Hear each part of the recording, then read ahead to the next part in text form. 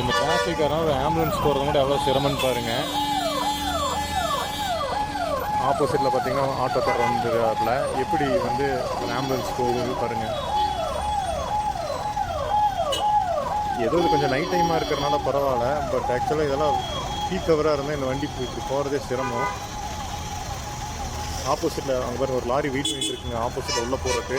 அந்த வண்டியெல்லாம் உள்ளே போச்சுன்னா இந்த ஆம்புலன்ஸால் கண்டிப்பாக ஹாஸ்பிட்டல் போய் ரீச் பண்ணவே முடியாது. இந்த ரோடு வந்து சீக்கிரம் போட்டு கொடுக்கணும்.